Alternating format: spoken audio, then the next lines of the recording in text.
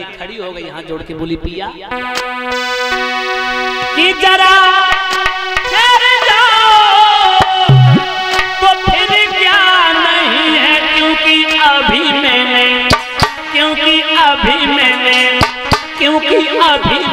जी भर के देखा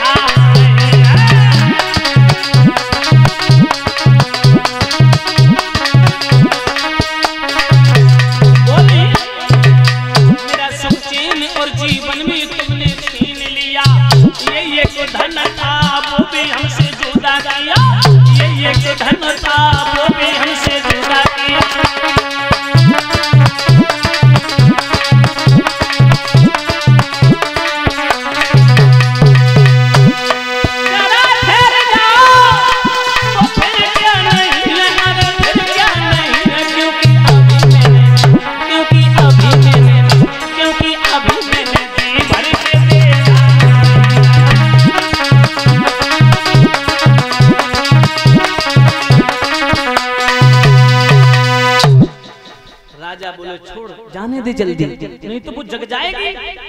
वो नांगन जाग गई तो जीना हराम कर देगी। परीक्षित जी राजा उत्तानपाद भागे और इधर छोटी रानी सुरची दरवाजे पर खड़ी है महलों में। जो राजा को देखा आवाज लगाई, महाराज ठहर जाओ, आगे कदम मत बढ़ाना, पहले मेरे प्रश्न का उत्तर दे दो, उसके बाद अंदर आओ। राजा बोले पूछ, क्या पूछना चाहती है? बोले सारी रात कहाँ रहे? अब परीक्षित जी राजा बोले अब तो आफत आ गई, अगर पता चल गया तो ये तो जीना आराम कर देगी। राजा उत्तानपाद खड़े हैं, जो रानी ने बंदर घुड़की लगाई का कहाँ थे?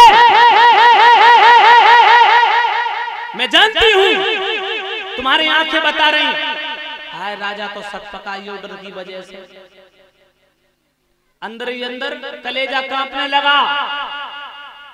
सुरची कहने लगी महाराज सच्चाई छुप नहीं सकती, सच्चे उसूलों से मैं कभी आ नहीं सकती, कागज के फूलों से। तुम्हारी आंखें, तुम्हारा चेहरा बता रहा है कि सारी रात तुम कहाँ थे। राजा बोले बोल तेरे मन में क्या शंका है? बोली सुनो कि तुम रात सोते घरे रहे, जान मैंने ले रही धमकाई, बात लगी करी लो याद कसम मेरी खाई।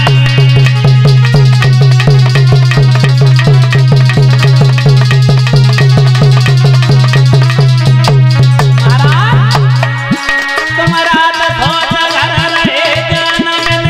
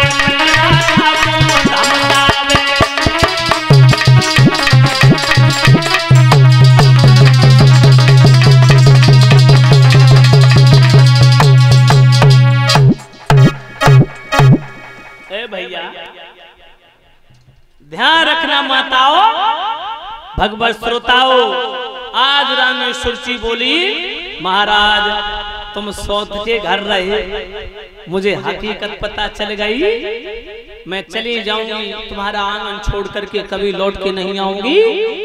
राजा बोले अगर दब गए तो जो सर पे सवार हो जाएगी। परीक्षित जी उत्तान पात बोले और नाला, अगर गंदी जुबान से मुझे अपमानित किया तो तेरी जबान काट करके घर से बाहर निकाल दूंगा। हरामजादी सारे दिन हिरन के पीछे जंगल में भागता रहा, शाम को तेरे दरवाजे पर आया, दरवाजा बंद नजर आया, मच्छरों ने काटा, सारी रात चिल्लाता रहा, आवाज देता रहा, मगर तूने एक नहीं सुनी। प्यास लगी थी, पानी पीने के लिए चला गया था कुआं के पास। जब सारी रात नींद नहीं आएगी तो चेहरा वैसे भी उतर जाएगा। अगर तूने ऐसा मेरे ऊपर आरोप लगाया तो नाक काट के मुंह काला करके घर से बाहर निकाल दूंगा कुतिया। सच बात तो यह है कि तेरे पीछे मैंने रानी को आज बेकारन बना दिया, दासी बना दिया।